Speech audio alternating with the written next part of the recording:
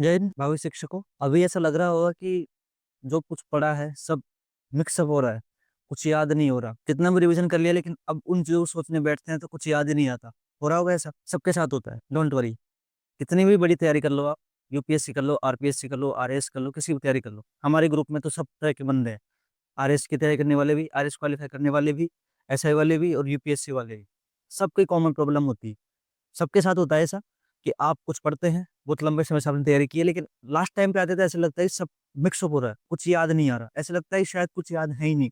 इतने लंबे समय से तैयारी करते आए तो सब भूल-भाल गए। और ये दोस्तों एक अच्छे साइन होते हैं। हाँ, लेकिन ये उनके लिए अच्छे साइन है जो लंबे समय से तैयारी करते आ रहे हैं, जिन्होंने 2-4 बार रिवीजन किया है।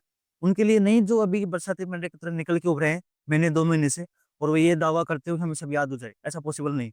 लेकिन जिन्होंने 5, 6, 7 महीने, 8 महीने तैयारी की है ढंग से और जो कंसिस्टेंटली तैयारी करते आ रहे हैं जब से, उनके लिए मैं साफ तौर पे कहता हूँ कि आपको लग रहा होगा कि आप सब भूल रहे हैं, लेकिन ना विश्वास रखें, जब एग्ज़ाम हॉल में जाएँगे, तो सब याद आएगा आपको। ऑप्शन देख के सब याद क्लिक करेगा आपको। हमारे साथ भी होता था। सब लगता था कि सब खत्म हो रहा है, कुछ याद नहीं हो रहा, सब ब्लैंक ब्लैंक हो रहा है दिमाग। ऐसा कुछ नहीं है, जब आप एग्ज़ाम हॉल में बैठेंगे, ऑप्शन देखेंगे, प्रश्न देखेंगे, तो आपको सब याद आएगा। अरे यार! पढ़ा था वो तो, पढ़ा था। सब हर क्वेश्चन 80% क्वेश्चन आपको याद आएँगे। बात वो अलग है कि आप उस वक़्त उनको कर पाते हैं कि नहीं कर पाते। आप उस सही उत्तर तक पहुँच पाते हैं कि नहीं पहुँच पाते। लेकिन ऐसा कोई पर्सन नहीं होगा जो आपको आपकी रेंज से बाहर लगेगा, 90% तक।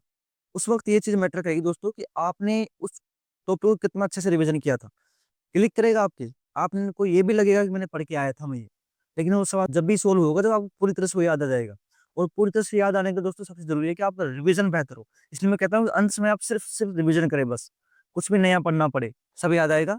ऐसा बिल्कुल आपको नहीं सोचना और परेशान बिल्कुल नहीं होना। आज से ठीक 1 महीने बाद आपका एग्ज़ाम है दोस्तों। उसके बाद आपकी सारी जो बेरोज़गारी थी, सारे आपका संघर्ष था, उसपे एक दिन विराम लगेगा और आपके लिए एक नया समय निकलेगा दोस्तों।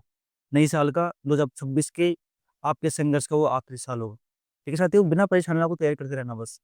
ठीक है साथी, जय हिंद, जय भारत।